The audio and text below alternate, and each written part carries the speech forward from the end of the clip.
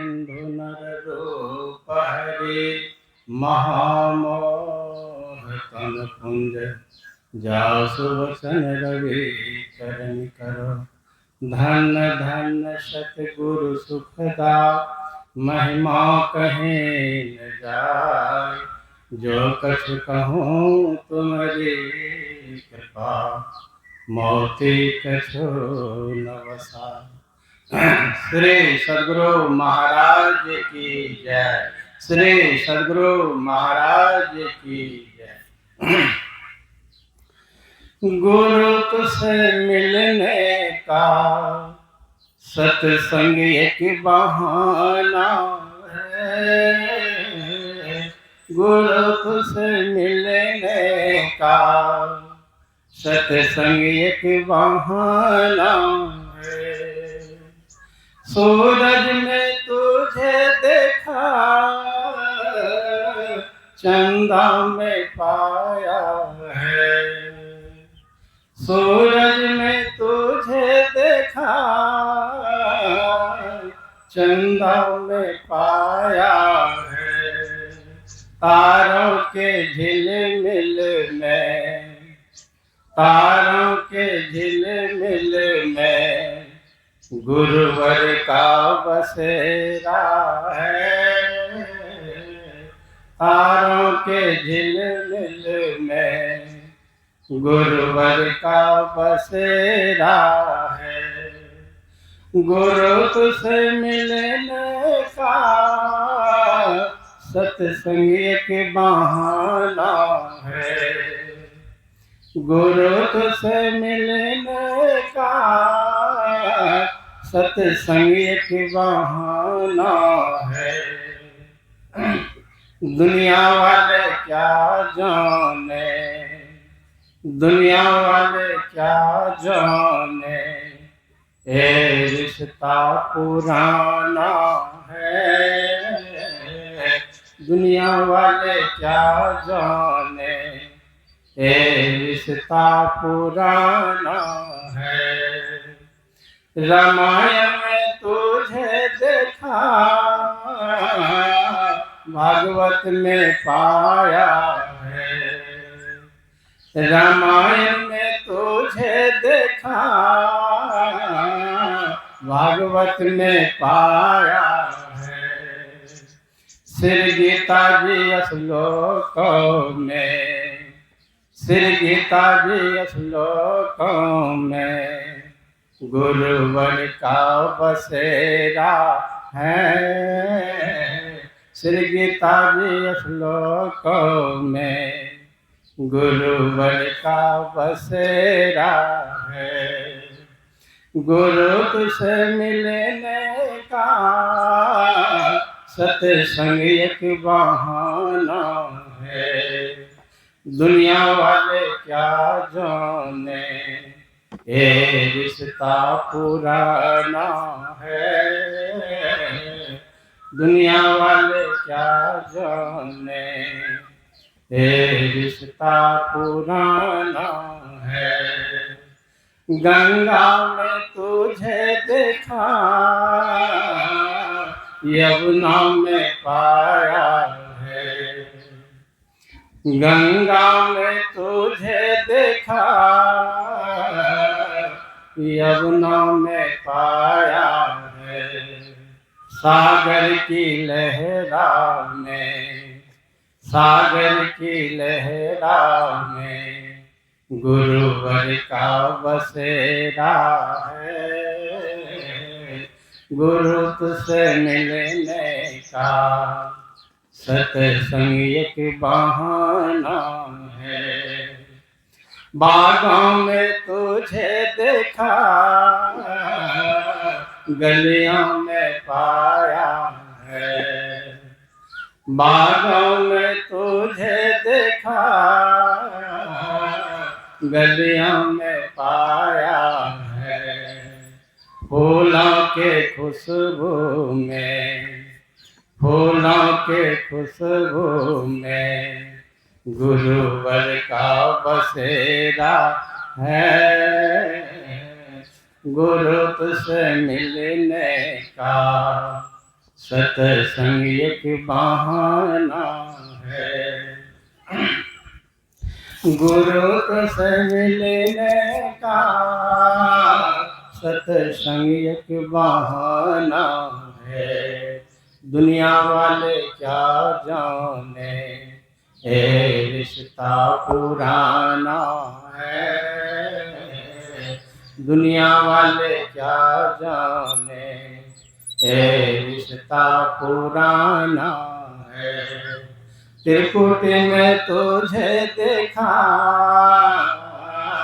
अनहद में पाया है। त्रिकुट में तुझे देखा,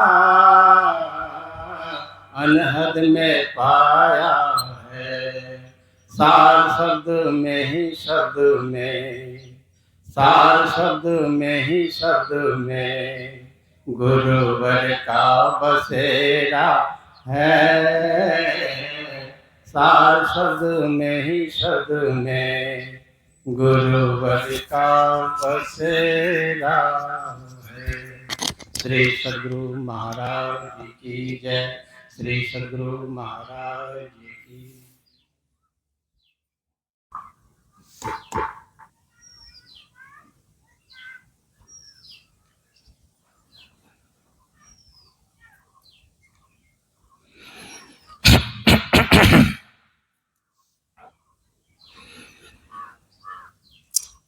हरि ओम आनंदम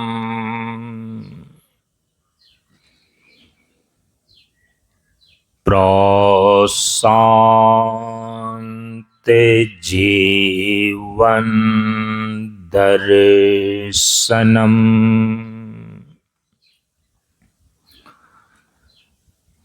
नमो नारायण नारायणम।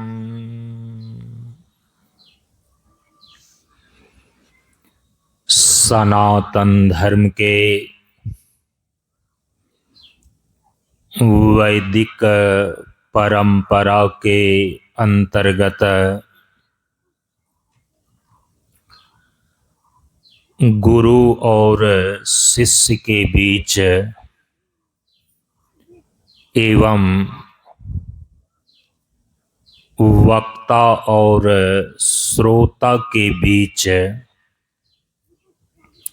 ज्ञान का आदान प्रदान होने के लिए प्रयुक्त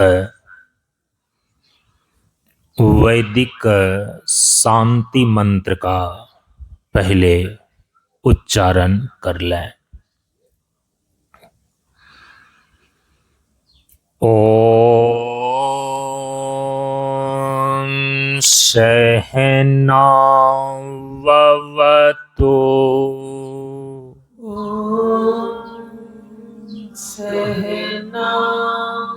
सहनाववतु सहनौ भुनक्तु सहनौ भुनक्तु सह वीर्यं करवावहै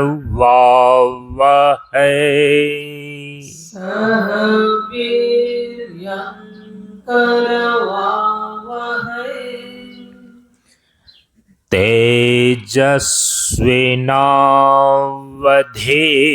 तेजस्विनावधीतमस्तु तेजस्विनावधीतमस्तु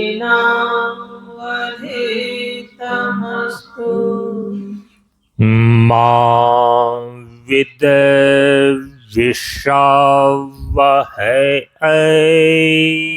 मा विद्विषावहै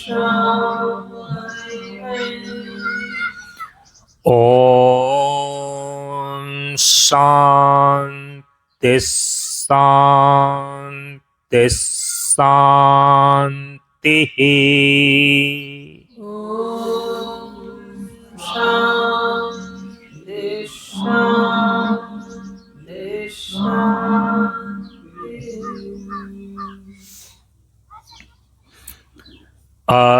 असतो मा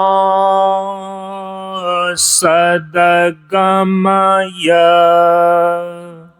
असतो मा सद्गमय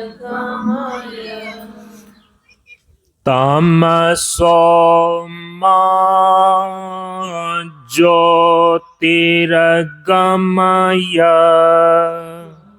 सोमा ज्योतिर्गमय मृत्योर्मा अमृतमगमय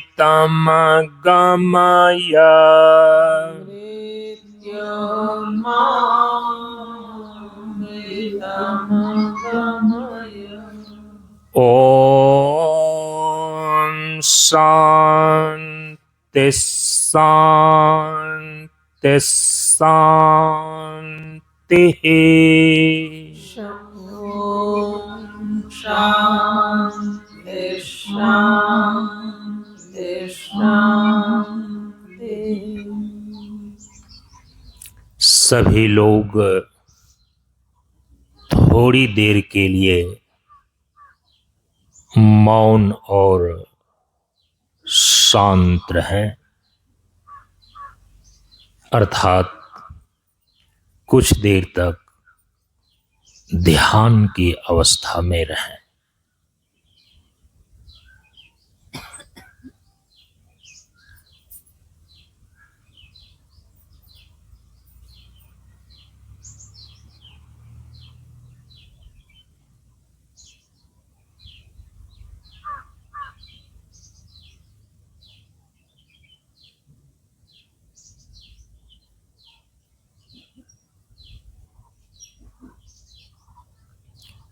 नमो नारायण।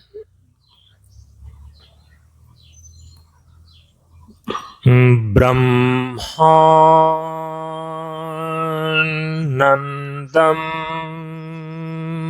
परम सुखदं केवलं ज्ञानमूर्तिम्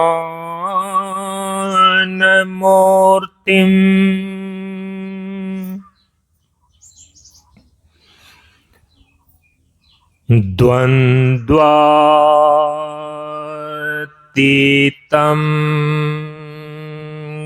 गगनसदृशम्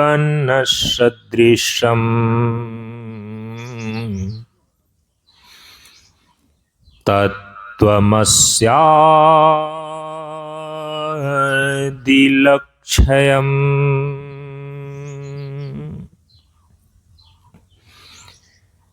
एकं नित्यं विमलमचलम्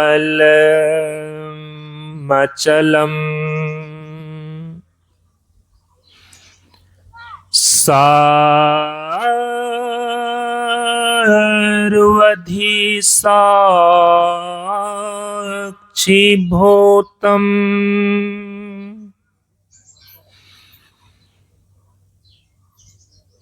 भावातीतं त्रिगुणरहितं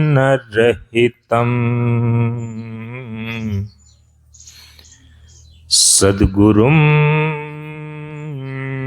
तं नमामि।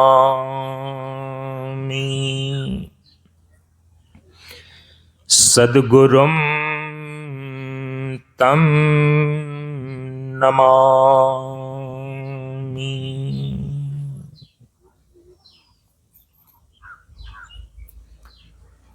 श्री गुरु चरण स्पर्श अनुभूति। ज्ञान मार्ग सत्संग के सानिध्य में उपस्थित श्रद्धालु सत्संग प्रेमियों, ज्ञान बढ़े गुणवान के संगत, ध्यान बढ़े तपस्वी संग किन्हौ, बुद्धि विवेक विचार बढ़े, संत सन्यासी सुसज्जन तिन्हौ। इसलिए ज्ञानी बेधय ज्ञान से,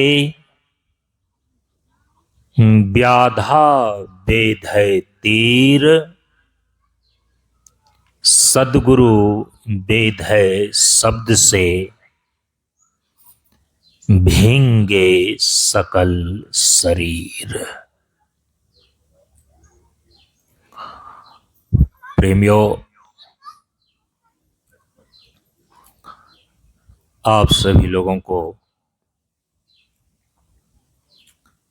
यह ज्ञात ही है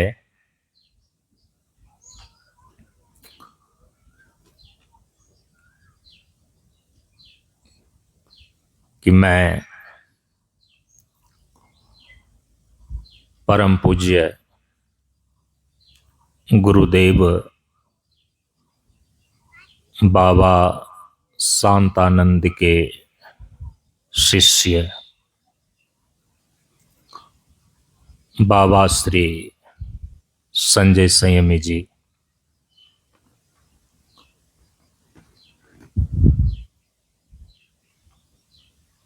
मेरे पूज्य पिताजी एवं माता जी की पुण्य स्मृति में प्रतिवर्ष 2 दिवसीय ज्ञान मार्ग सत्संग का कार्यक्रम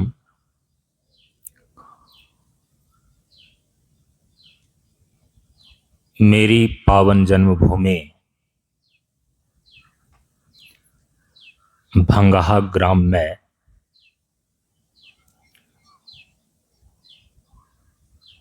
पिताजी के द्वारा दी गई आश्रम के लिए दान की भूमि में स्थित प्रशांत योग आश्रम के प्रांगण में होता है। हम सभी लोग इस बार सन 2026 ईस्वी में 30 और 31 मार्च को 11वें पुण्य स्मृति सत्संग समारोह के रूप में यह 2 दिवसीय सत्संग का कार्यक्रम कर रहे हैं।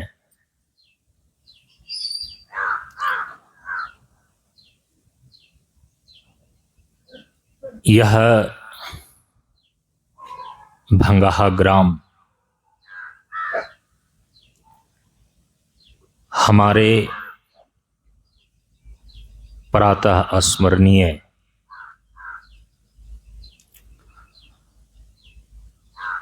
संत सद्गुरु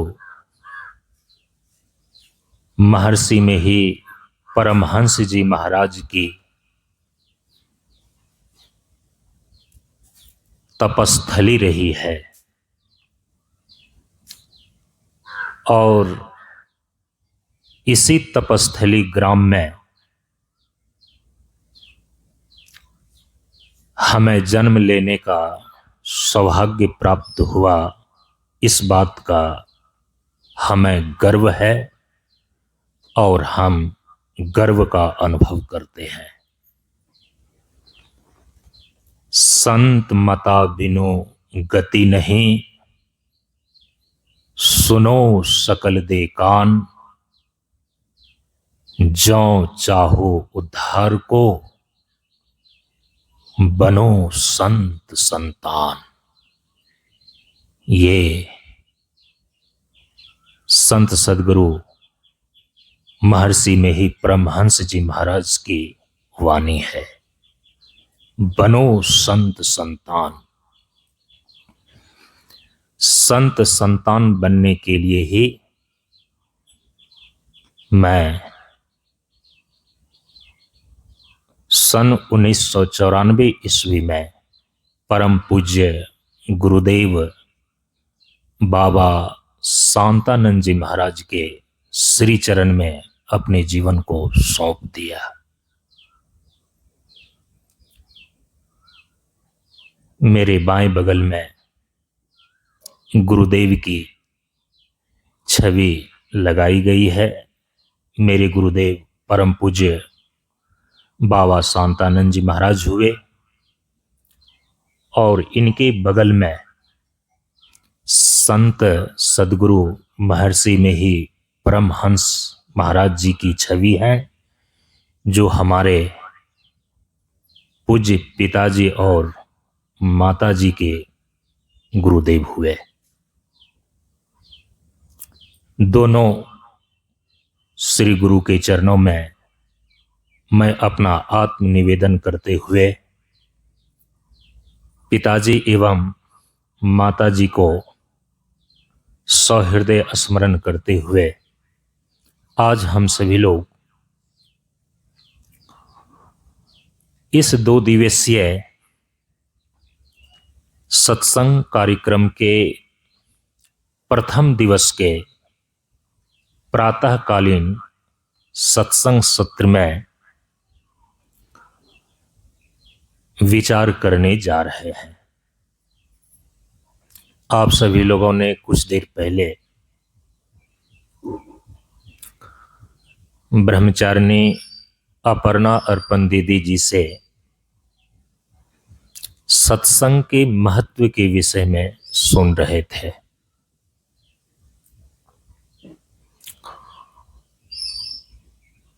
श्रीमद् भागवत महापुराण में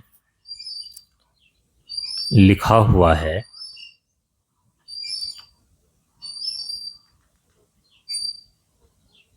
कि मनुष्य का शरीर और सत्संग ये दोनों ही देवताओं को भी दुर्लभ है। हम सभी लोग मानव जीवन पाकर के जो यह सत्संग कर रहे हैं, यह भागवत के अनुसार से देवताओं को भी दुर्लभ है। देवता लोग 84 लाख प्रकार की योनियों में सबसे उत्तम और उत्कृष्ट भोगों को, सुखद परिस्थितियों को, शोभनतम परिस्थितियों को प्राप्त करने वाली जो योनि है उसको बोलते हैं देव योनि। और जो निकृष्ट भोगों को चाहने वाले मनुष्य लोग होते हैं, जो संसार के सुख भोग को ही चाहते हैं, उसकी कामना रखते हैं, ऐसे भोगी मनुष्यों के लिए तो देवता लोग ही उपास्य होते हैं। देवताओं की पूजा पाठ करके वे जैसे देवता उत्तम भोग के अधिपति होते हैं, तो भोग के कामना लिए हुए मनुष्य संसार के उत्तम भोग को प्राप्त करने के लिए देवी देवता की पूजा करते हैं, आराधना करते हैं। ये बात मैं अपनी तरफ से नहीं कह रहा हूं, ये बात भगवान श्री कृष्ण ने श्रीमद् भगवत गीता जी में कहा है। कामस्ते अस्ते हृत ज्ञाना प्रपद्यन्ते हे अन्य देवता। भोगों की कामना से जिस मनुष्य की बुद्धि आक्रांत होती है, माने ग्रसित होती है, वही परम देव अपनी अंतर आत्मा को छोड़कर अन्य देवी देवताओं की पूजा करता है। तो जो भोग की कामना को प्राप्त करने के इच्छुक मनुष्य है, वो तो देवी देवता की ही पूजा करते हैं और आशा रखते हैं कि उत्तम भोग की प्राप्ति हो। क्यों देवी देवता की पूजा करते हैं, उपासना करते हैं? और ऐसा हमारे पुराणों में, हमारे शास्त्रों में विस्तार से वर्णन किया गया है कि इस देवता की पूजा करने से इस भोग की प्राप्ति होती है, इस देवता की पूजा करने से इस भोग की प्राप्ति होती है।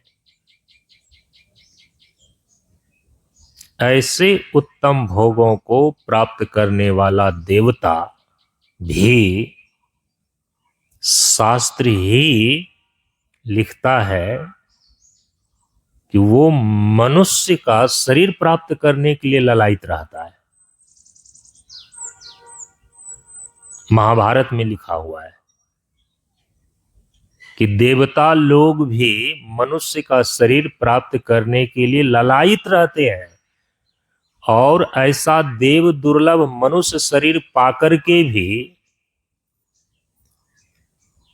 जिस मनुष्य के अंदर केवल संसार के भोगों की कामना आ जाती है, वो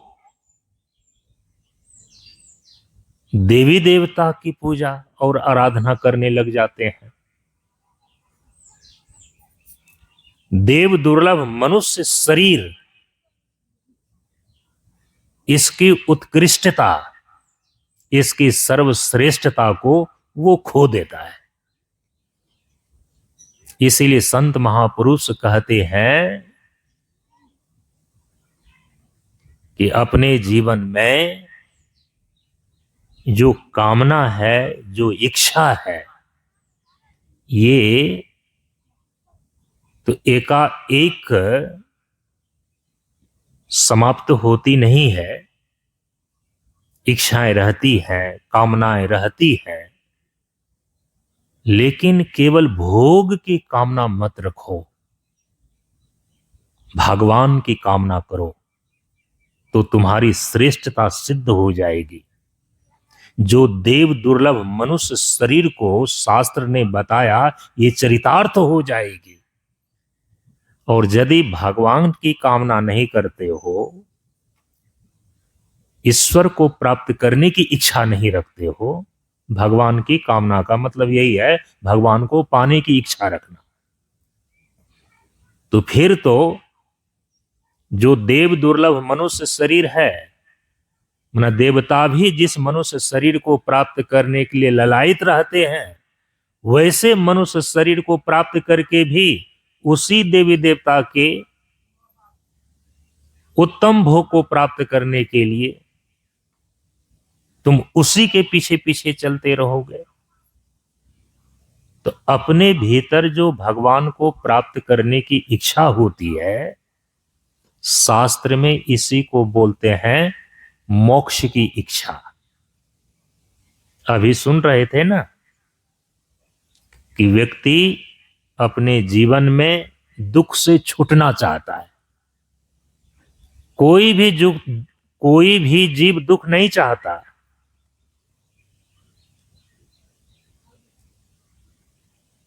पशु पक्षी, कीट पतंग, कीड़े मकोड़े,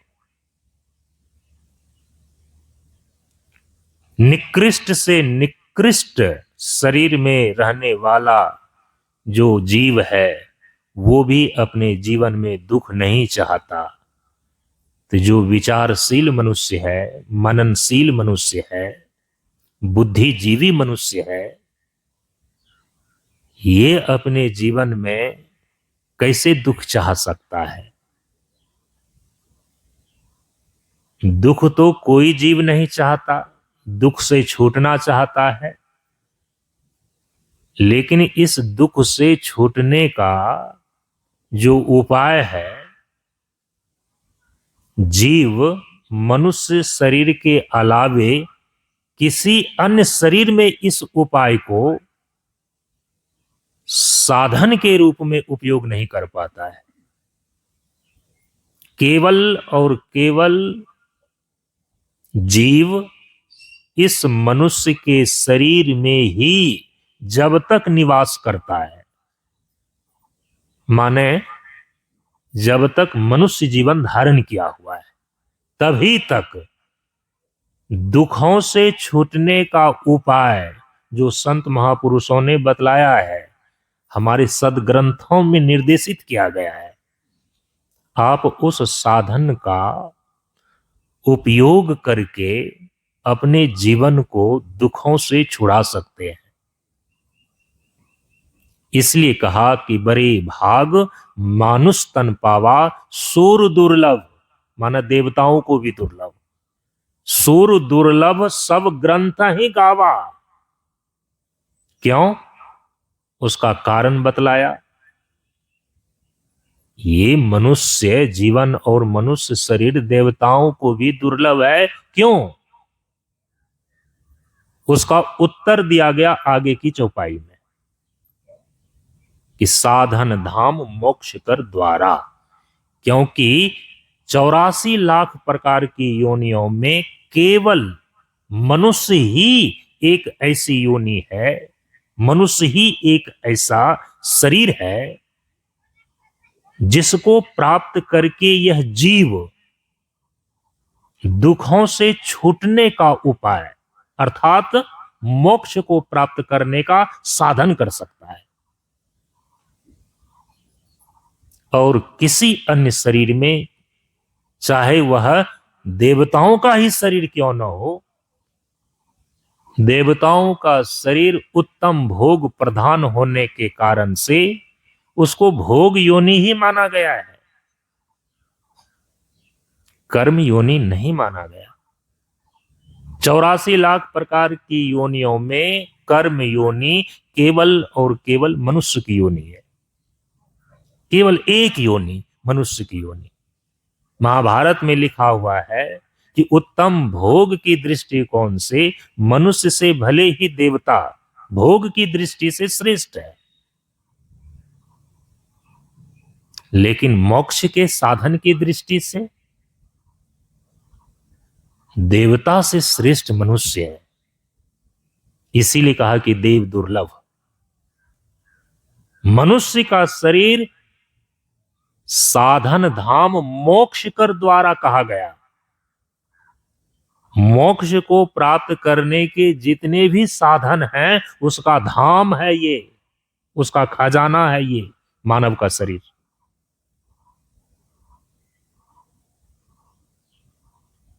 हमारे संत महापुरुषों के द्वारा विस्तार से उस साधन का निर्देश कर दिया गया है, हमारे शास्त्रों में वर्णन कर दिया गया है कि किन किन साधन उपायों के द्वारा तुम मोक्ष को प्राप्त करोगे। अगले दिन इस पर चर्चा करेंगे।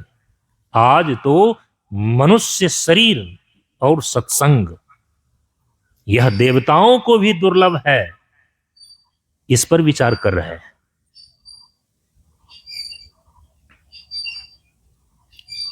इसीलिए अपने अंदर जो संसार की इच्छा है ना,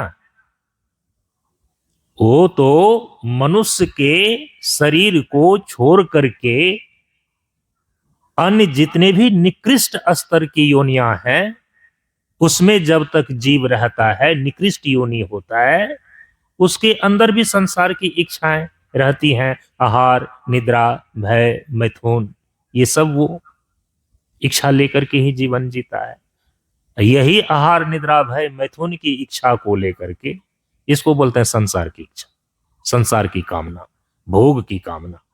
यही इच्छा को लेकर के देव दुर्लभ मनुष्य शरीर को पाकर के भी मनुष्य जीवन को जीते रहे। और मनुष्य के शरीर में इस जीव को रह करके जिस महान कार्य को करने के लिए भगवान ने मनुष्य शरीर प्रदान किया, उस महान कार्य को नहीं किया। ये भगवान को प्राप्त करने की इच्छा नहीं किया, मोक्ष की इच्छा नहीं किया। मोक्ष को प्राप्त करने के साधन का अभ्यास नहीं किया। कठोपनिषद कहता है कि महति विनष्टि, इससे बढ़कर के दूसरी कोई हानि नहीं है। और भगवान शिव कहते हैं कि जो सत स्वरूप परमात्मा की इच्छा करता है, अपने भीतर मोक्ष को प्राप्त करने की इच्छा करता है, ऐसे सद इच्छा वाले जो मनुष्य होते हैं, वह मनुष्य चूंकि सदस्वरूप परमात्मा की इच्छा वाला है, उसको चाहने वाला है, उसका संग करने वाला है, वह सत्संग करने वाला है, तो कहा कि सत्संग के समान दूसरा कोई लाभ नहीं है।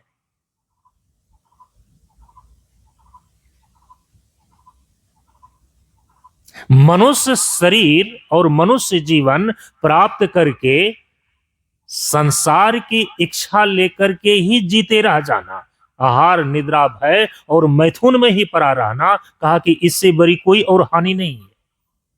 जबकि 99.9% व्यक्ति पूरे जीवन को इसी में खपा देता है, संसार की इच्छा को पूरा करने में। तो फिर तो आप देव दुर्लभ मनुष्य का शरीर पाकर के भी संसार के भोगों की कामना को प्राप्त करने के लिए तो उत्तम भोगों के जो अधिपति हैं, उसी देवी देवता की पूजा करने में, पाठ करने में, आराधना करने में आपका पूरा जीवन चला जाएगा, चला जा रहा है। जिस दिन सद इच्छा हो जाएगी, जिस दिन आपके अंदर सत्स्वरूप परमात्मा को प्राप्त करने की इच्छा हो जाती है, मोक्ष को प्राप्त करने की इच्छा हो जाती है, तो भोग का उल्टा है अपवर्ग, जिसको बोलते हैं मोक्ष। तो फिर देवी देवता पीछे हो गए आपके। आप समझ रहे हैं इस चीज को? आपकी इच्छा ही आपको देवताओं से आगे या पीछे करती है। अपवर्ग की इच्छा हो गई, मोक्ष की इच्छा हो गई, सत स्वरूप परमात्मा को प्राप्त करने की इच्छा हो गई, तो आप हो गए देवता से आगे।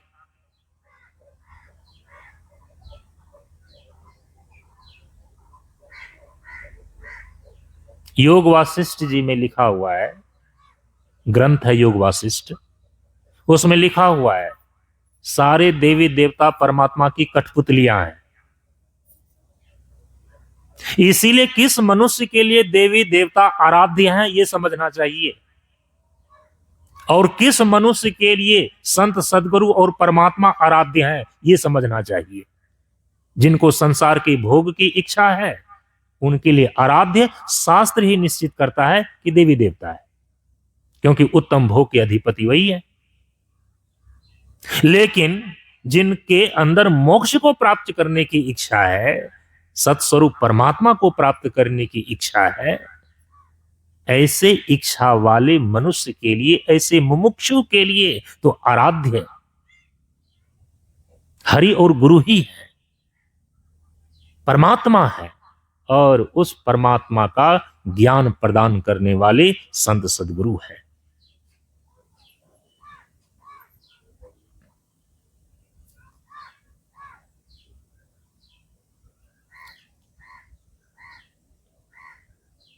ये सद इच्छा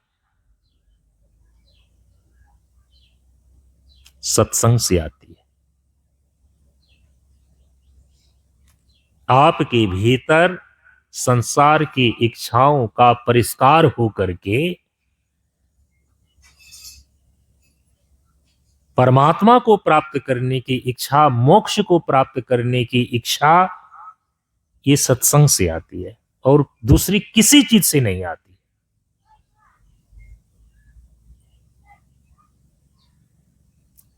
संत महापुरुषों के वाणी का संग करना सत्संग कहलाता है।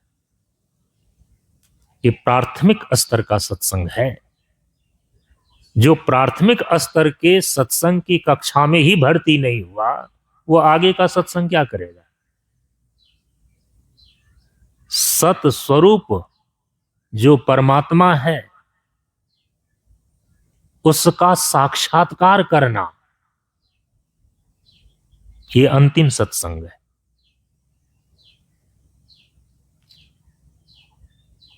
सत का संग करना, तो सत है क्या? बचपन से ही सुन रहे हैं कि ये संसार जो है क्षणभंगुर है, मिथ्या है, ये बदलने वाला है। कोई भी चीज है यहां पर अधिक दिन तक अस्थाई नहीं रहती, क्षण प्रति क्षण बदल रही है, तो क्षणभंगुर है। जब संसार ही क्षणभंगुर है, मिथ्या है, तो इसके बीच में सत्य क्या है? कहा कि सत्य परमात्मा है, ईश्वर सत्य है। भगवान शिव ने माता पार्वती से यही कहा, उमा कहूं मैं अनुभव अपना।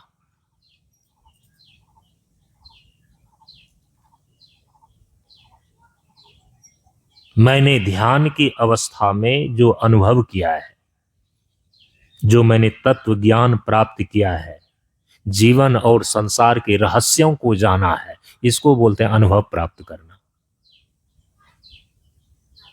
उमा कहूं मैं अनुभव अपना, सत्य ईस भजन, जगत सब सपना। ईश्वर और ईश्वर का भजन ही केवल सत्य है। इसको छोड़ करके बाकी जो कुछ भी तुम देख रहे हो, सब वह स्वप्न की भांति मिथ्या है। ये भगवान शिव कह रहे हैं माता पार्वती से। संसार तो मिथ्या है, सत्य है कौन? ईश्वर और ईश्वर का भजन। इस भजन जगत सब सपना, सत्य इस भजन जगत सब सपना।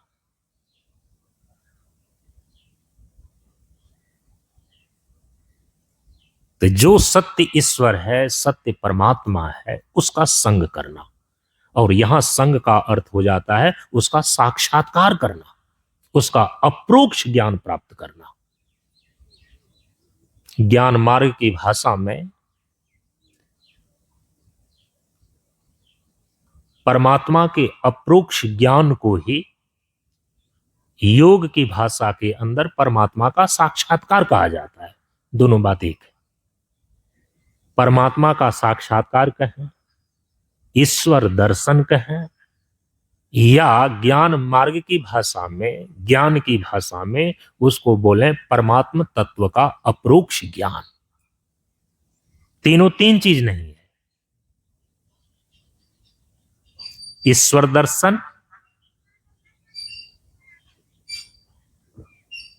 परमात्मा का साक्षात्कार और परमात्मा का अप्रोक्ष ज्ञान, ईश्वर का अप्रोक्ष ज्ञान, ये सब एक है।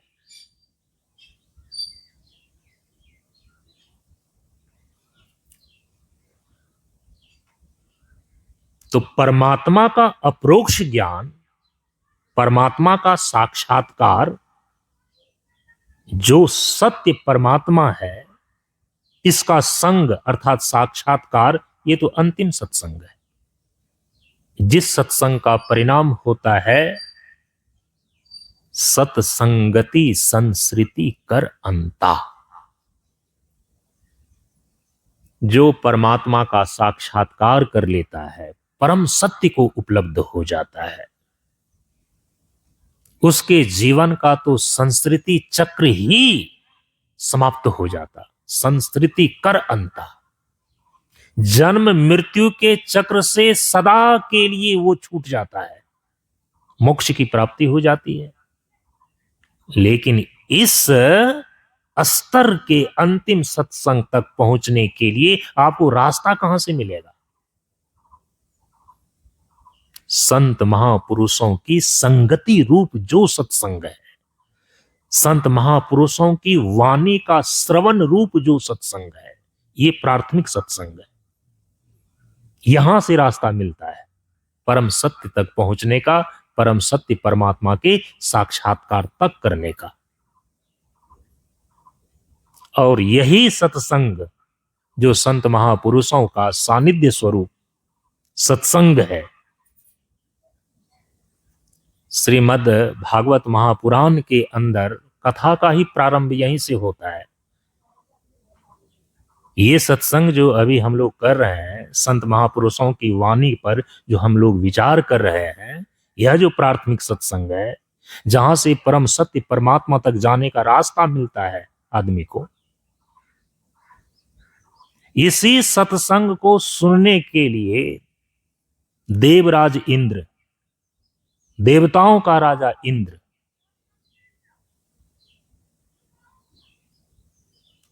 वो भगवान सुखदेव जी के पास आकर के तो उन्होंने कहा कि जिस राजा परीक्षित को आप इस नैमिषारण्य में सत्संग सुना रहे हैं, भागवत सत्संग सुना रहे हैं, भगवान को प्राप्त करने का, सत्स्वरूप परमात्मा का संग करने का जो आप ये इनको उपाय बता रहे हैं, ये हमको बता दीजिए।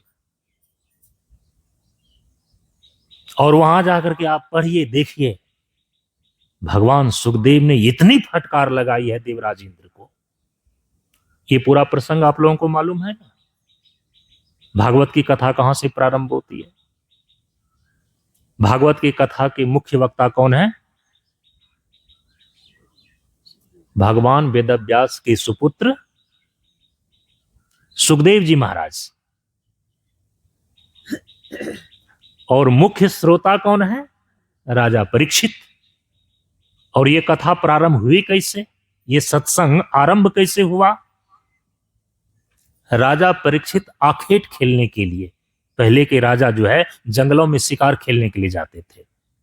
पहले बहुत बड़े बड़े जंगल, घने जंगल होते थे। अब तो जनसंख्या अधिक होने के कारण से प्राकृतिक घने जंगल कट चुके हैं। थोड़े थोड़े कहीं कहीं पर हिमालय के क्षेत्र में अब बच रहे हैं। पहले, आज से हजारों साल पहले, बहुत घने घने प्राचीन जंगल, प्राकृतिक जंगल होते थे। क्षत्रिय राजा जो होते थे ना, वो उसमें शिकार खेलने के लिए, युद्ध का अभ्यास बना रहे, इस ख्याल से आखेट खेलने के लिए जाते थे। तो राजा परीक्षित भी गए। दिन भर शिकार खेलते खेलते जब भूख और प्यास से वो व्याकुल हो गए तो लौट रहे थे। वो एक आश्रम दिखाई दिया। समिक नामक एक ऋषि का आश्रम था। आश्रम को देख करके राजा परीक्षित ने अपने घोड़े को मोड़ा और आश्रम के अंदर प्रवेश किया। भूख और प्यास से व्याकुल होने के कारण से उन्होंने घोड़े से उतर करके समिक ऋषि को प्रणाम भी निवेदित किया। भूख और प्यास को मिटाने के लिए कुछ चीज का उन्होंने निवेदन भी किया, मांग भी किया। लेकिन समिक ऋषि अपने ध्यान में इतने डूबे हुए थे, बाहरी चीजों का उनको कुछ भान ही नहीं था। कौन आया, कौन गया, कौन क्या कह रहा है, जो अपने भीतर में, अपने स्वरूप अवस्थिति में स्थित है, न उनको बाहर की परिस्थितियों का भान रहता है, न शरीर की स्थिति का भान रहता है, न उनके अंदर किसी प्रकार के मानसिक ही व्यापार चलते रहते हैं। क्योंकि ध्यान की गहरी अवस्था में जब आत्मानुभूति होती है तो उस आत्मानुभूति में संसार की कोई ख्याल नहीं रह जाते। ऐसी स्थिति में समिक ऋषि ध्यान में स्थित थे। पता ही नहीं चला कि राजा परीक्षित ने प्रणाम किया और किसी चीज का मांग किया। जब कोई उत्तर समिक ऋषि की ओर से नहीं आया तो भूख और प्यास से व्याकुल राजा परीक्षित ने गुस्से में आकर के एक मरा हुआ सर्प था, उसी को उठा करके समिक ऋषि के गले में डाल दिया। राजा परीक्षित तो वहां से चले गए। कुछ देर के बाद उस ऋषि का पुत्र वहां पर आता है और देखता है कि मेरे पिताजी जो ध्यान की स्थिति में बैठे हुए हैं, इसके गले में एक मरा हुआ ये सर्प किसने डाल दिया है? आया उस ऋषि पुत्र को क्रोध, और उसी समय उन्होंने दे दिया श्राप कि जिस किसी ने भी ध्यान में स्थित मेरे पिता के गले में मरा हुआ सर्प को डाला है, आज से 7वें दिन तक्षक नाग उसको डसेगा और उसकी मृत्यु हो जाएगी। हाहाकार मच गया, क्योंकि व्यर्था न जाए देव ऋषि वाणी। जो वाणी निकल गई वो तो व्यर्था नहीं जाएगी, श्राप तो लगेगा। ये बातें जब राजा परीक्षित तक पहुंचती है, अब वो परेशान हो गए। 7वें दिन राजा की मृत्यु हो जाएगी तो प्रजा भी दुखी हो गई। अब भूख और प्यास से व्याकुल होकर के गुस्से में ऐसा कर्म तो कर दिया था राजा परीक्षित ने, लेकिन बाद में वो पछताने लगा। हालांकि समीक ऋषि ने अपने पुत्र को मना किया ध्यान से उठने के बाद, ये तुमने क्या कर दिया? अरे राजा परीक्षित इतने यशस्वी राजा हैं, प्रजाओं का ध्यान रखने वाले हैं, कोई उनके साथ परिस्थिति रही होगी, इसीलिए उन्होंने ऐसा कर्म किया कि मेरे गले में मरा हुआ सर्प डाल दिया, और तुमने क्रोध में आकर के व्यर्थ ही उनको श्राप दे दिया। लेकिन श्राप तो मिल चुका था, वाणी व्यर्था नहीं जा सकती थी।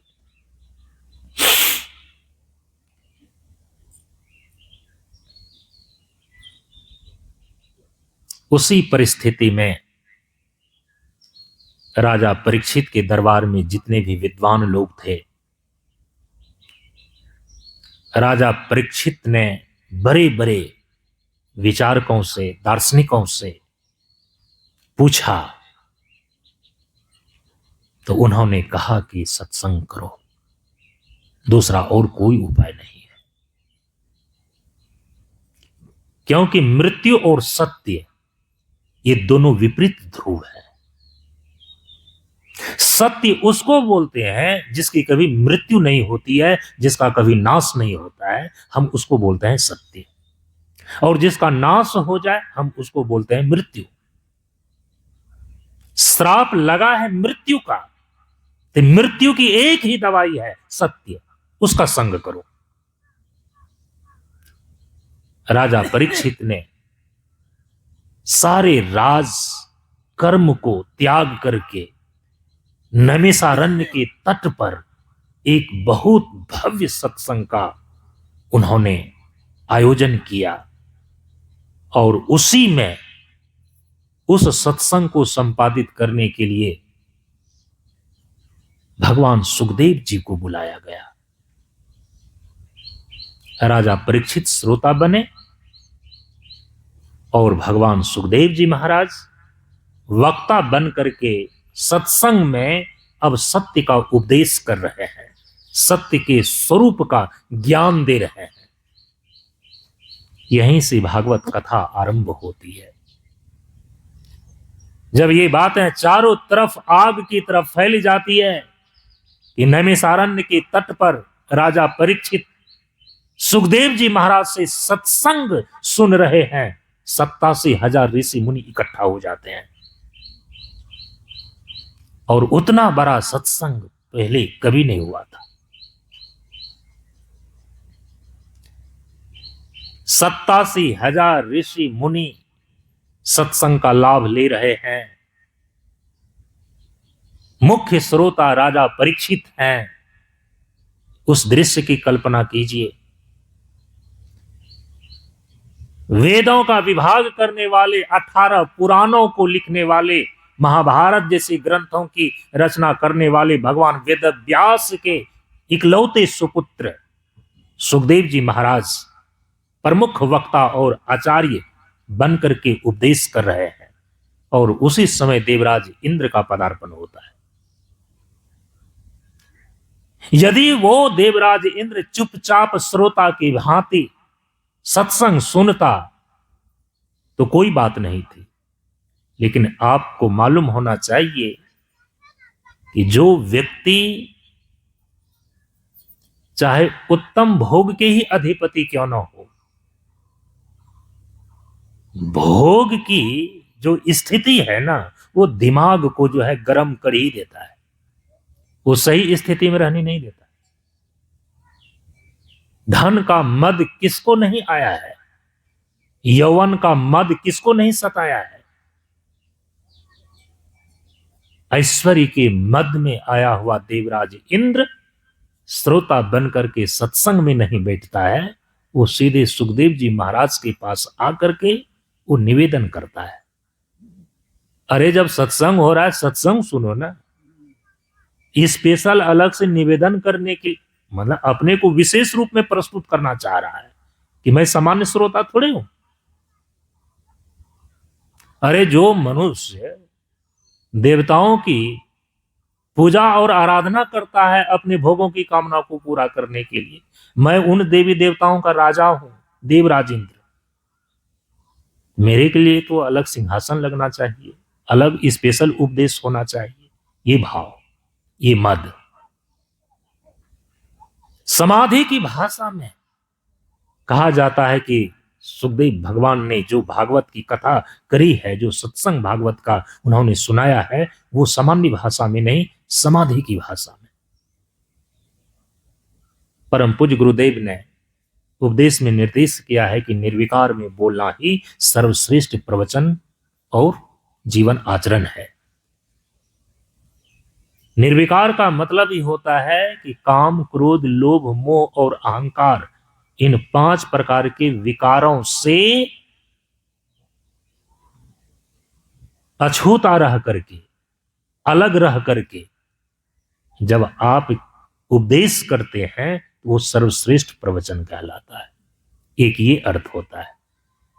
ऐसा नहीं कि किसी काम या काम भाव से ग्रसित होकर, क्रोध के आवेश में आकर, या किसी लोभ और स्वार्थ को लेकर, या मोह से मंडित होकर के, या अभिमान में आकर के आप कुछ बोल रहे हैं, तो वो सर्वश्रेष्ठ प्रवचन नहीं कहलाता है। निर्विकार में बोलना ही सर्वश्रेष्ठ प्रवचन है, जीवन है और आचरण है। गुरुदेव ने ऐसा उपदेश में निर्देश किया है। एक ये होता है। एक दूसरा अर्थ होता है निर्विकार में बोलने का कि जो निर्विकार स्वरूप परमात्मा है, पूर्ण निर्विकार है कौन? केवल परमात्मा। और वो निर्विकार परमात्मा आपके शरीर के भीतर निर्विकार आत्मा के रूप में स्थित है। अयम आत्मा ब्रह्म, उपनिषद का महावाक्य सिद्ध करता है कि परमात्मा की सत्ता ही इस शरीर के भीतर आत्मा कहलाती है। तो जो निर्विकार परमात्मा है, उसी की सत्ता आपके शरीर के भीतर निर्विकार आत्मा के रूप में है। वो तो आत्मा जब मन के साथ मिल जाता है ना, तब आत्मा मलिन जैसी प्रतीत होती है। स्वरूप से तो बिल्कुल निर्विकार और शुद्ध ही है आत्मा। ईश्वर अंश जीव अविनाशी चेतन अमल सहज सुख राशि। अमल का मतलब ही होता है मल रहित, माने निर्विकार। जो निर्विकार आत्म स्थिति में हो करके या निर्विकार परमात्मा के ध्यान में रह करके उपदेश करता है, हम उसको बोलते हैं निर्विकार में बोलना। ये सर्वश्रेष्ठ प्रवचन है। इसके जैसा प्रवचन, इसके जैसा उपदेश का कोई और दूसरा स्तर नहीं होता। इस समाधि भाषा में उपदेश कर रहे थे राजा परीक्षित, और अपने अभिमान को लेकर के देवराज इंद्र वहां पर पहुंचता है। और उन्होंने कहा कि ये जो भागवत सत्संग आप यहां पर सबको सुना रहे हैं, ये स्पेशल मुझे सुनाइए।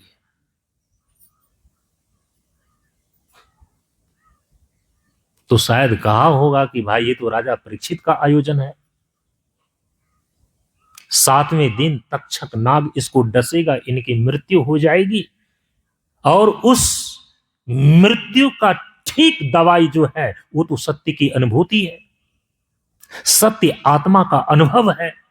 वही कराने के लिए तो सत्संग किया जा रहा है। तुम अलग से कभी करा लेना, अभी तो राजा परीक्षित का सत्संग है, ये पूरा होगा। तो देवराज इंद्र ने जिद किया।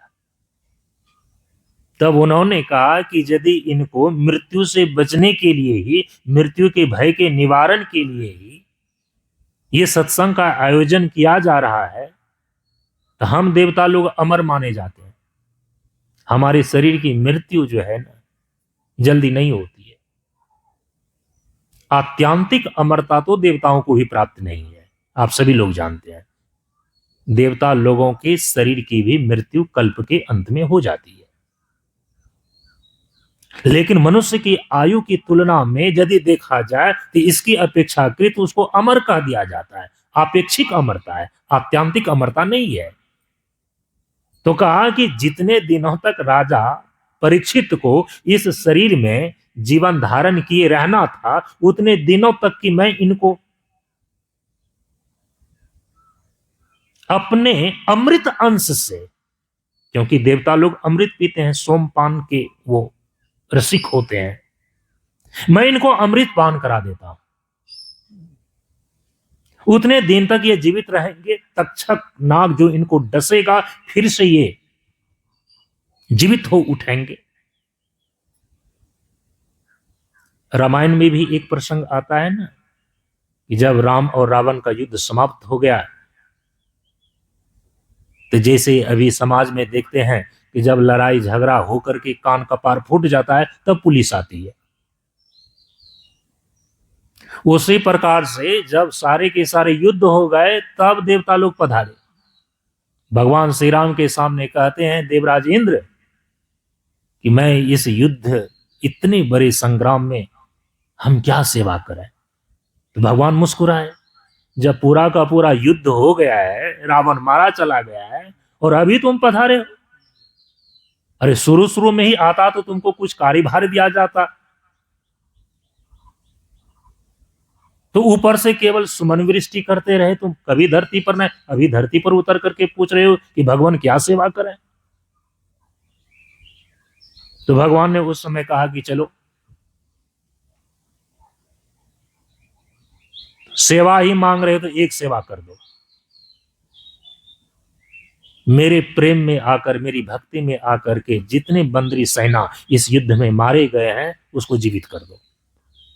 और एक प्रसंग उसमें वाल्मीकि रामायण में आया है कि देवराज इंद्र ने अपनी कनिष्ठा अंगुल को चीर करके अमृत का छिड़काव किया है, संकल्प से कि भगवान श्री राम के पक्ष से जितने भी बंदरी सेना युद्ध लड़ रहे थे, जिनका शरीर मर गया है, वो पुनर्जीवित हो जाए। और पुनर्जीवित हो गया वो। तो देवराज इंद्र को तो ये विद्या मालूम है, संजीवनी विद्या, पुनर्जीवित करने की विद्या। तो कहा कि राजा परीक्षित को हम जीवित कर देंगे, जो उनको भागवत कथा अमृत का पान करा रहे हैं, अत्यांतिक अमरता। सुखदेव भगवान जो राजा परीक्षित को सत्संग सुना रहे हैं, उसका फल क्या है? केवल शरीर की अमरता। शरीर से तो कोई अमर नहीं हो सकता है, शरीर का अधिक दिन तक चिरंजीवी या पूरी आयु तक जीवित रहना, यही फल नहीं है सत्संग का। सत्संगति संस्कृति कर अंतर, जन्म और मृत्यु के चक्र से ही पार हो जाने का फल, वो तो केवल सत्संग कथामृत से, भागवत कथा अमृत से प्राप्त होता है। इन्होंने क्या कहा देवराज इंद्र ने कि मैं राजा परीक्षित को अपने कनिष्ठा अंगुल के अमृत छिड़काव करके, यदि तक्षक नाग इसको डसता भी है तो मैं इसको पुनर्जीवित कर दूंगा। आप जो इनको सत्संग सुना रहे हैं ना, वो स्पेशल हमें सत्संग केवल सुनाइए। जब देवराज इंद्र ने इस प्रकार का प्रस्ताव रखा, तो आप देखिए भागवत में पढ़ करके इतनी फटकार लगाई वहां पर। सुखदेव भगवान ने देवराज इंद्र को कहा कि यदि श्रद्धालु होकर के तुम सत्संग सुनने के लिए आता या सत्संग सुना देने का आग्रह करता, तो मैं तुमको अवश्य सुना देता। तुम श्रद्धा से यहां सत्संग सुनने नहीं आए हो, यहां तुम सौदाबाजी करने आए हो। हम शरीर को जीवित रखने के लिए अमृत का अंश दे देते हैं, और उसके बदले में जो राजा परीक्षित को मोक्ष प्राप्त करने के लिए मृत्यु के ही चक्र से बाहर हो जाने का फल प्रदान करने वाला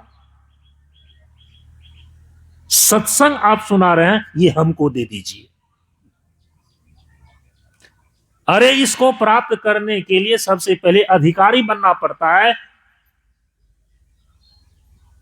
और तुम सत्संग का अधिकारी नहीं बन करके और सत्संग को खरीदना चाहते हो। श्रद्धावान लभ्यते ज्ञानम, जिस ज्ञान से मनुष्य के जीवन का कल्याण होता है, यह ज्ञान यज्ञ सत्संग। सत्संग बिना सोचो मानव, जग में वह ज्ञान कहां होगा जिस ज्ञान की साया में जाकर अपना कल्याण वहां होगा। ऐसा सत्संग तुम खरीदना चाहते हो। सत्संग को किसी भी राजे महाराजे के द्वारा खरीदा नहीं जाता है, उनको श्रद्धा से सुना जाता है। और जब तक श्रद्धा से सुनने की तुम्हारे अंदर स्थिति नहीं आ जाती है, तुम इस सत्संग के अधिकारी ही नहीं हो। फटकार लगा करके हटा दिया। ये सत्संग देवताओं को भी दुर्लभ हो गया कि नहीं हो गया?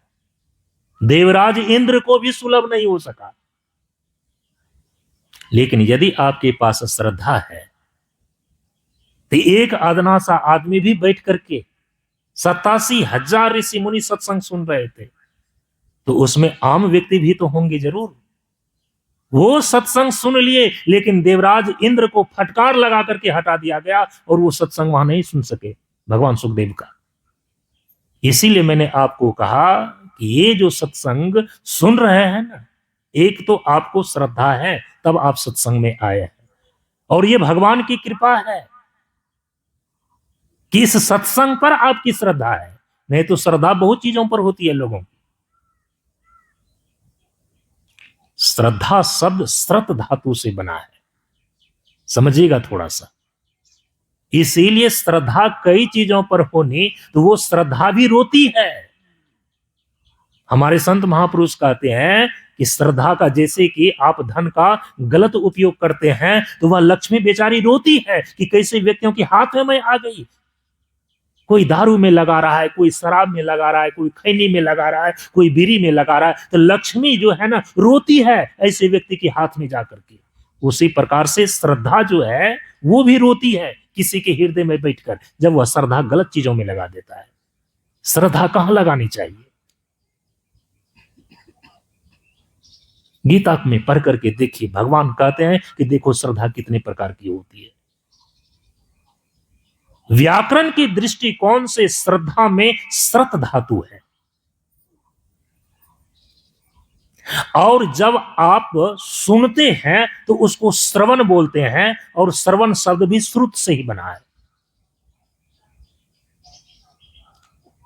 और जो सत्य शब्द है ना, तो श्रुत और श्रत दोनों के मूल में सत्य बैठा हुआ है।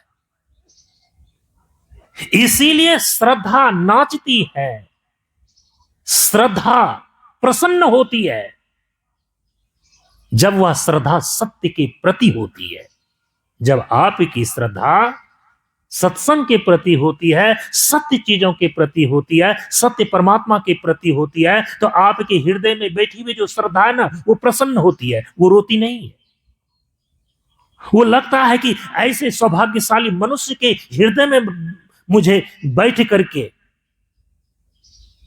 मेरी शोभा और सुंदरता बढ़ रही है, क्योंकि मेरे मूल में जो श्रद्धा शब्द के मूल में जो बैठा हुआ श्रत धातु है, वह श्रत धातु के भी मूल में बैठा हुआ सत्य है। उस सत्य के प्रति श्रद्धा लग रही है।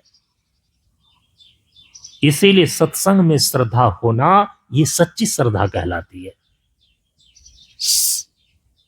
श्रद्धा नामक जो चीज है ना, वो सफल हो जाती है। तो देवताओं को भी दुर्लभ है ये सत्संग, और हम आप सभी लोग ये सत्संग परमात्मा की कृपा से कर रहे हैं। तो सत्संग देवताओं को दुर्लभ है, मनुष्य का जीवन भी देवताओं को दुर्लभ है, तो मनुष्य का जीवन प्राप्त कैसे होता है? देव दुर्लभ मनुष्य का जीवन कैसे प्राप्त होता है इस जीव को? कई संत महापुरुषों से आपने सुना होगा, शास्त्रों में पढ़ा होगा। चूंकि समय 10 बजने वाला है, थोड़ी देर में मैं अपनी वाणी को विराम देता हूं। भागवत में जब आप जीवों के कर्म और कर्म फल के प्रसंग का अध्ययन करेंगे या किन्हीं संत महापुरुषों के मुख से उस प्रसंग को सुनेंगे, तो आपको वहां पर यह मिलेगा। उसमें स्पष्ट लिखा हुआ है कि किस कर्म को करने से इस जीव को कौन से योनि की प्राप्ति होती है। क्या आपको ऐसा लगता है कि यह जीव 84 लाख योनियों से भटकता हुआ परमात्मा की अहित की कृपा के कारण से यदि मनुष्य की योनि तक पहुंच गया है, तो सब दिन मनुष्य के ही जीवन में ये जन्म लेता रहेगा? इसकी कोई गारंटी और एग्रीमेंट तो नहीं है ना। कर्म उत्तम था नर्तन जो पाया, परम पूज्य गुरुदेव ने अपने भजन में गाया है कि कर्म उत्तम था नर्तन जो पाया। या तो आपका कर्म उत्तम था तब कहीं जाकर के आपको यह मनुष्य का शरीर प्राप्त हुआ। दूसरा, कब हुक करी करुणा नर देई, ईस देत बिनु हेतु सने। ईस देत, परमात्मा ने कृपा करके इस जीव को मनुष्य का जीवन प्रदान किया है, मनुष्य का शरीर प्रदान किया है। कर्म उत्तम था नर्तन जो पाया, या तो कभी न कभी आपका उत्तम कर्म रहा होगा जो मनुष्य के शरीर तक आए हैं, या यदि आप उत्तम कर्म करेंगे तो ही आपको मनुष्य का शरीर आगे मिलेगा। नहीं तो 84 लाख योनियों में एक बार मनुष्य के शरीर को प्राप्त कर लेने के बाद यदि उत्तम कर्म की स्थिति नहीं रही, भागवत में स्पष्ट लिखा हुआ है कि आपको ये दोबारा मनुष्य का शरीर नहीं मिलेगा। बारंबार मिलत नहीं नर्तन, अवसर पाई यही देया में। बार बार ये मनुष्य का शरीर, ये मनुष्य का जीवन आपको प्राप्त नहीं होगा, याद रखना। देव दुर्लभ मनुष्य का शरीर आपको प्राप्त हुआ है परमात्मा की कृपा से, और ये पुनर्मनुष्य का ही जीवन प्राप्त होना होगा उत्तम कर्म से।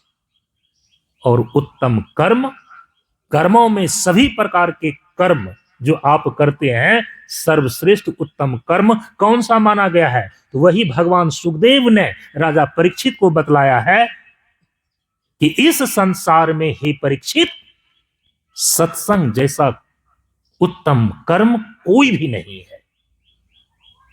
सत्संग जैसा उत्तम कर्म और कोई उत्तम कर्म नहीं है, क्योंकि इस कर्म में सीधे सत स्वरूप परमात्मा के साथ हम होते हैं, उसके विषय में हम सुनते हैं, समझते हैं, जानते हैं, अनुभव करते हैं। जो कर्म आपको संसार से बांधता है सांसारिक कर्म कहलाता है, लेकिन जो कर्म आपको आत्मा की ओर ले जाता है, परमात्मा की ओर ले जाता है, ऐसा कर्म आध्यात्मिक कर्म कहलाता है। और यही आध्यात्मिक कर्म है सत्संग। केवल और केवल ध्यान रखिएगा, ये सत्संग ही आपको पुनर्मनुष्य जीवन प्राप्त करा पाएगा। दूसरा और कोई कर्म मनुष्य के जीवन को दोबारा प्राप्त करने की गारंटी नहीं देता, गारंटी नहीं देता। भागवत में ये बातें लिखी हुई है। जो ठीक ठीक ढंग से सत्संग करता है, सत्स्वरूप परमात्मा को प्राप्त करने का साधन करता है, उसकी गारंटी हो जाती है कि दोबारा उनको मनुष्य का ही जीवन प्राप्त होगा, वो किसी अधम योनि में नहीं जाएगा। और यहां तक कि वो देवता के शरीर को भी प्राप्त नहीं करेगा, क्योंकि संसार के भोग की उत्कृष्ट कामना जिसके अंदर होती है, और जो केवल पुण्य कर्म पुण्य कर्म पुण्य कर्म का यज्ञ याग इत्यादि के द्वारा अनुष्ठान करता है, वो देवता के शरीर को प्राप्त होता है। आपको तो उत्तम भोग प्राप्त करने की इच्छा नहीं है। यदि आप सत्संग में संत महापुरुषों के विचारों को सुनते हैं, तो इतनी आपकी समझ पक्की हो जाती है कि जो भगवान ने कहा कि स्वर्ग स्वल्प अंत दुखदाई, अरे स्वर्ग को भी प्राप्त कर लिया तो अंत में तो दुख देने वाला ही है, क्योंकि अल्प है, माने अनित्य है। स्वर्ग भी अनित्य होने के कारण से दुखदाई है। तो आपके जीवन का लक्ष्य स्वर्ग ही नहीं है, आपके जीवन का लक्ष्य है जीवन का परम पुरुषार्थ मोक्ष को सिद्ध करना। जिनके समझ में ये बातें बैठ गई है, अब वो थोड़े उत्तम भोग को प्राप्त करने की कामना करता है, वो तो अपवर्ग को, वो तो मोक्ष को प्राप्त करने की इच्छा रखता है और मोक्ष के साधन का अभ्यास करता है। इसलिए ऐसे मनुष्य का जीवन जो पुनर्जीवन होता है, पुनर्जन्म होता है, देवी देवता में नहीं होता है, साधक और सत्संगी में ही होता है। तो केवल यह सत्संग रूपी कर्म ही आपको पुनः मनुष्य के जीवन में जन्म लेने का गारंटी देता है। एक उदाहरण दे दूं मैं, राजा जरभरत का आपने नाम सुना होगा। थोड़ी सी भूल हो गई, एक हिरण के बच्चे के प्रति मोह हो गया। तपस्वी भरत जो थे, घर से बाहर अकेले एकांत जंगल में तपस्या कर रहे थे, और उस समय तो ये कुआं और चापाकल पास में होते नहीं थे, तो नदी में जाते थे स्नान करने के लिए। एक दिन नदी में स्नान करने के लिए सुबह सुबह जाते हैं तो वो देखते हैं कि एक हिरण का बच्चा बहता चला जा रहा है। तपस्वी भरत ने उसको उठा ले आया अपने आश्रम में, उसको पालने पोसने लगे। और छोटा बच्चा था, धीरे धीरे बड़ा हो गया।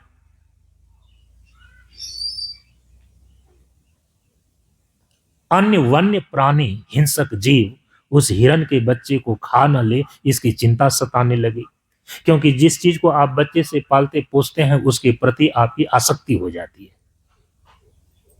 हिरण के बच्चे के प्रति आसक्ति हो गई, मोह हो गया।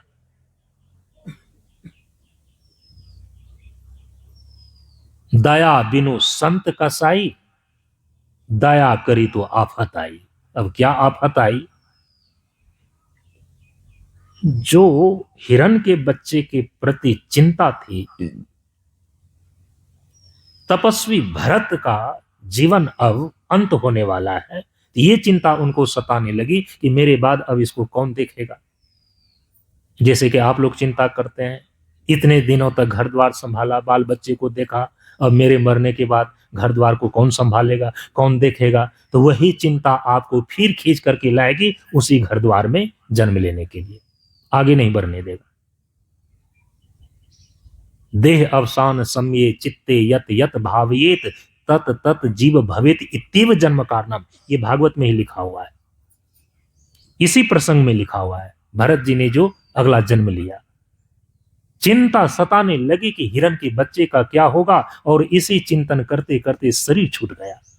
तपस्या करने वाला तपस्वी भरत का जो शरीर छूटता है हिरण के बच्चे का चिंतन करते हुए, तो अंतिम समय में जिस चीज का आप चिंतन करते हैं उसी के अनुसार से आपको अगला शरीर मिल जाएगा। यत यत भावयेत, जो जो भाव करते हैं, जिस जिस चीज को आप याद करते हैं, तत तत भवेत, वही वही आगे होकर के जन्म लेता है। इत्येव जन्म कारणम, हिरण के बच्चे में जन्म हो गया तपस्वी भरत का। सोचें, देव दुर्लभ मनुष्य का शरीर, और उस मनुष्य के शरीर में राजा भरत ने तपस्वी भरत होकर के तपस्या करी, लेकिन अंतिम समय में जाकर के एक हिरण बच्चे के मोह में आकर के मनुष्य के जीवन को दोबारा प्राप्त नहीं कर सका, हिरण के बच्चे में चला गया। वो हिरण बच्चे के रूप में, हिरण के रूप में वो जन्म ले लिया। लेकिन जो तपस्या किया हुआ था ना, उसका संस्कार था उनके पास। अन्य हिरण की भांति उनकी जीवनचर्या नहीं थी, भागवत में लिखा हुआ है। ये जो तपस्वी भरत हिरण बना था, ये हिरण की जो जीवनचर्या थी, चलना फिरना, उठना बैठना, दौड़ना धूपना, सारे हिरणों से बिल्कुल अलग, पृथक। संत महात्माओं की कुटिया के इर्द गिर्द घूमना, संत महात्माओं के द्वारा शेष भोजन जो जूठन में फेंके हुए होते उसी को प्रसाद के रूप में ग्रहण करना। जब संत महात्माओं का सत्संग होता तो अगल बगल में उसी चीज को सुनना। कहा जाता है कि वो हिरण के शरीर में गया हुआ तपस्वी भरत महात्माओं के आश्रम में, उनके परिवेश में निवास करने के कारण, सत्संग सुनने के कारण, संत महात्माओं के जूठन रूप प्रसाद खाने के कारण, उस सत्संग के प्रभाव के कारण से उस हिरण के शरीर से निकल करके, जब हिरण के शरीर का त्याग हुआ, उनकी मृत्यु हुई, तो फिर जर भरत के रूप में मनुष्य के शरीर को प्राप्त कर लिया। उस हिरण के शरीर में गए हुए तपस्वी भरत ने हिरण के शरीर को त्याग करके फिर से दोबारा मनुष्य के शरीर को प्राप्त कर लिया। तो जो दोबारा पशु के शरीर से मनुष्य के शरीर में आने का साधन बना, कौन बना? संत महापुरुषों की संगति, सत्संग। जंगल में तो और सारे हिरण दौड़ रहे थे, उनकी मृत्यु होने पर फिर मनुष्य के शरीर में सभी नहीं आ गए। लेकिन तपस्वी भरत ने जो हिरण का शरीर प्राप्त किया था, वही हिरण जब मृत्यु को प्राप्त होता है, शरीर छोड़ता है, तो फिर से मनुष्य के शरीर को प्राप्त कर लिया। किसके प्रभाव से? सत्संग के प्रभाव से। इसीलिए वह उत्तम कर्म सत्संग ही है जो कि गारंटी देता है कि आपको फिर से दोबारा मनुष्य का जीवन ही प्राप्त होगा, मनुष्य का शरीर ही प्राप्त होगा। इसीलिए एक तो यह सत्संग देवताओं को दुर्लभ है, देवराज इंद्र को भी ठीक ढंग से सौदेबाजी करके प्राप्त नहीं होता है, यह श्रद्धा से प्राप्त होता है। और दूसरा, जो देवताओं को भी दुर्लभ आपका मनुष्य शरीर है, मनुष्य जीवन है, ये दोबारा मनुष्य जीवन की प्राप्ति कराने का गारंटी देता है यह सत्संग ही। ये है सत्संग का महत्व और देव दुर्लभ मनुष्य जीवन का महत्व। आज प्रथम दिन के इस प्रातःकालीन सत्संग सत्र को सदगुरुदेव के श्री चरणों में प्रणाम निवेदित करते हुए यहीं पर विराम देते हैं। आप सबों को एक साथ नमो नारायण। ओम पूर्णमदः पूर्णमिदं पूर्णात् पूर्णमुदच्यते पूर्णस्य पूर्णमादाय पूर्णमेवावशिष्यते। ओम शांति शांति शांति। हरि ओम श्री गुरुभ्यो नमः। हरि ओम।